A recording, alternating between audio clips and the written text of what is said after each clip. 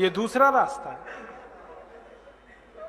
हाँ, और इस रास्ते पर हमको भटकाने वाले 10-20 नहीं है, सैकड़ों लोग हैं, रोज आते हैं और माला पकड़ा देते हैं कि राम राम राम राम, राधे राधे राधे राधे, राम राम राम राम, राधे राधे, बस यही करो, देश तो ठीक हो जाएगा।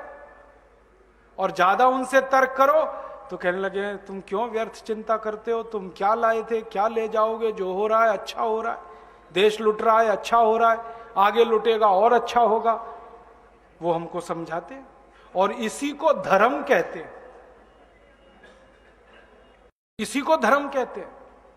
और आजकल धर्म के व्यापार करने वालों की बाढ़ आई हुई है। हाँ, बहुत बड़ी फौज खड़ी हुई है उनकी।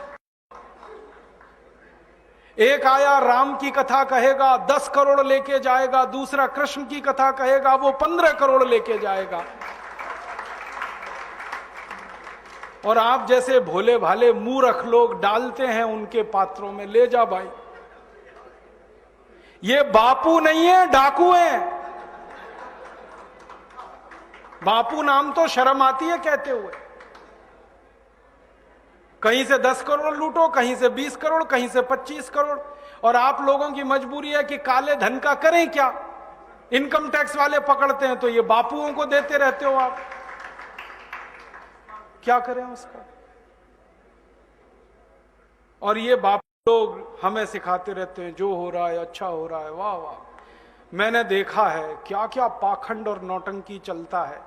भगवान राम की कथा कहने आते हैं और भगवान राम की जिंदगी के वो प्रसंग कभी नहीं सुनाते जो हम में वीरता पैदा करें, जो साहस पैदा करें। राम की जिंदगी में बहुत सारा हिस्सा साहस का है, वीरता का है। जब 14 वर्ष के लिए वनवास चले गए राम, तो हमको सुनाई जाती है राम की जो कथा ना, उसमें कहते हैं राम ने 14 साल एक ही काम किया, हाय सीते हे सीते, हाय सीते हे सीते, हाय सीते, ये सुनाते हैं हमको। हाँ, यही सुनाते हैं निकाल के कहानी में से। और मैं कहता हूं कि राम को अगर हाय सीते हे सीते हाय सीते यही करना था 14 साल, तो दूसरा विवाह क्यों नहीं कर लिया। सैकड़ों राजा तैयार थे अपनी राजकुमारियों को राम को देने के लिए, वो तो कर लेते दूसरा विवाह। क्योंकि हाय सीते हे सीते, हाय सीते हे सीते, एक स्त्री के लिए अगर वो इतने ही बिलख रहे थे, तड़प रहे थे, दूसरा विवाह कर लेते। तो ये सब चुप हो जाते हैं, फिर बात नहीं करते। फिर मैं उनको रामायण से निकाल के दिखाता हूं, देखो राम ने हे सीते हाय सीते कहा नहीं कहा ये मुझे नहीं मालूम, लेकिन 14 साल वन में रहते हुए सैकड़ों राक्षसों का संहार किया उन्होंने, मारा उनको और धर्म राज्य की स्थापना कराई। ये कहानी नहीं सुनाते क्योंकि इससे वीरता पैदा होती है।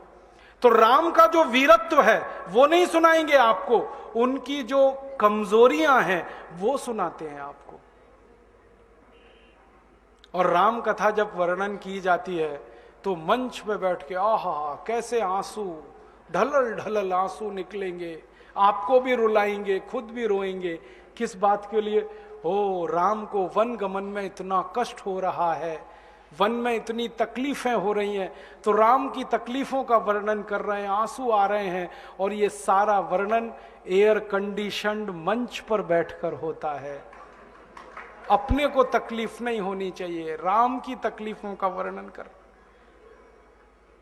एयर कंडीशन मंच चाहिए, एयर कंडीशन घर चाहिए रहने के लिए, एयर कंडीशन कार चाहिए और चार्टर्ड प्लेन चाहिए आने और जाने के लिए, तब राम की कथा सुनाई जाएगी। जो राम जिंदगी भर पैदल चलते रहे, जिन्होंने अपना रथ भी छोड़ दिया था अयोध्या से निकलते समय, वो राम ने जिंदगी भर पैदल चल के काम किया और यहां एयर कंडीशन कारों में घूम घूम कर, चार्टर्ड प्लेन में घूम घूम कर राम की कथा सुनाते हैं। वो कथा वथा नहीं है, वो उद्योग है, व्यापार है, बिना टैक्स का।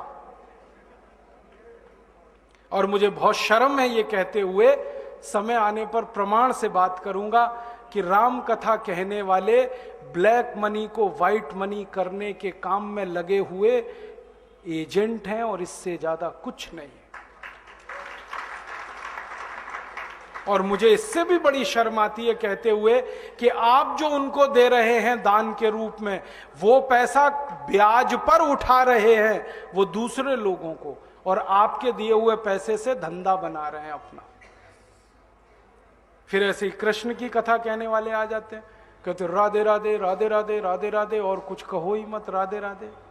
कंस को मारा, जरासंध को मारा, शिशुपाल को मारा, अधर्मियों को मारा, ये सब थोड़े में, राधे राधे राधे राधे बड़े में। हाँ, क्योंकि आपको कायर बनाना है ना, निर्वीर बनाना है, नपुंसक बनाना है, तो वीरता की कहानी क्यों सुनानी है? तो चुन चुन कर ऐसी कहानियां सुनाते हैं। और मैं आपको बहुत गंभीर बात कह रहा हूं कि ये सारे हमारे देश में जो पाखंडी लोग हैं ना, राम और कृष्ण की कथा कहने वाले, ये सरकारों के साथ मिले हुए हैं, क्योंकि सरकारों ने इनको एक कान में मंत्र फूंका है, तुम लोगों का ध्यान इस तरफ भटकाते रहो ताकि कोई महंगाई के खिलाफ लड़े, गरीबी के खिलाफ न लड़े, बेरोजगारी के खिलाफ न लड़े, अत्याचार के खिलाफ न लड़े, वो डूबा रहे राधे राधे राधे राधे राम राम राम राम, बस इसी में। और समझाते रहो, तुम क्या लाए थे, तुम क्या ले जाओगे, क्यों व्यर्थ चिंता करते हो, जो हो रहा है अच्छा हो रहा है, आगे होगा और भी अच्छा होगा। एक रास्ता ये है। अब दो रास्ते हैं अपने सामने, एक रास्ता भगत सिंह का, ऊधम सिंह का, चंद्रशेखर का, एक रास्ता हमारे ये धर्म गुरुओं का, पाखंडियों का, जो राम की कथा, कृष्ण की कथा। मुझे बहुत ऑफर आए हैं, मैं आपको दिल का दर्द बता रहा हूं, सच में कह रहा हूं, आपसे नाम नहीं लेता। मुझे ऑफर आए कि तुम कहां बेकार भटक रहे हो, मेरे साथ आ जाओ। मैंने कहा बापूजी क्या होगा उसमें? तो कहने लगे जितना मिलता है वो डबल हो जाएगा। मैं बोल रहा कैसे? तो उन्होंने कहा तुम्हारी वाणी में बहुत जोर है और मेरे पास लोगों की भीड़ इकट्ठा करने का, मजमा लगाने का तरीका है। मैं ऐसा डमरू बजाता हूं कि सब इकट्ठे होते हैं, और तुम्हारी वाणी में जोर बहुत है, मिलके लूटेंगे, थोड़ा तुम्हारा थोड़ा मेरा। ऐसे खुले ऑफर हैं मेरे पास। और मैं कहता हूं बापूजी माफ करो। क्यों? कहते तुम्हें पैसे नहीं चाहिए। मैंने कहा पैसे ही चाहिए होते तो बहुत रास्ते हैं मेरे पास, यही एक बचा है। पैसे ही कमाने हैं तो बहुत रास्ते हैं, ये एक रास्ता थोड़ी है। बहुत तरीके हैं, पैसे कमा लूं, घर बना लूं, बीवी बच्चे ले आऊं, करोड़पति हो जाऊं, 10 करोड़पति हो जाऊं, 100 करोड़पति हो जाऊं। बहुत आसान काम है ये तो। थोड़ी चालाकी हो तो सैकड़ों करोड़ बनाना बिल्कुल मुश्किल नहीं है इस देश में। फिर अंत में तो वही होगा ना, सैकड़ों करोड़ हो गए, एक दिन डायबिटीज होगी, एक दिन अर्थराइटिस होगा, एक दिन हार्ट अटैक आएगा, मैं मरने ही वाला हूं। तो मरना तो है ही, वहां भी शायद जल्दी मरूं, क्योंकि जब शरीर में तामस वृत्ति आती है ना तो जल्दी मरता है आदमी।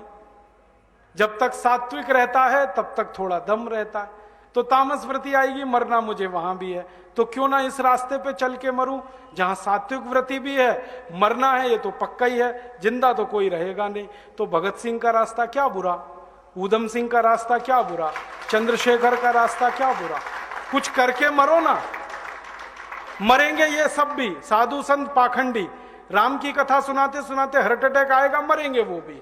डायबिटीज सबको हो रखी है, मैंने देखा है नजदीक से जाके, सब इंसुलिन लगाते हैं, खाते हैं गोलियां, अपनी डायबिटीज नहीं मिटा पाते, दूसरों को उपदेश देते फिरते। ब्लड प्रेशर सबको बढ़ा हुआ है, क्योंकि ये जो काला धन है ना, इसका हिसाब किताब करने में बीपी ही बढ़ने वाला है। सब बीपी की गोलियां खाते हैं, सब डायबिटीज के लिए शिकार हैं, तो दूसरों को उपदेश देंगे तो मैं भी लग जाऊं, वो एक रास्ता है। एक रास्ता भगत सिंह, ऊधम सिंह, चंद्रशेखर का भी है। मौत तो दोनों में ही आने वाली है, बस अंतर इतना है, एक मौत ऐसी आएगी जिसको देश और समाज जिंदगी भर याद रखेगा, और एक मौत ऐसी आएगी कोई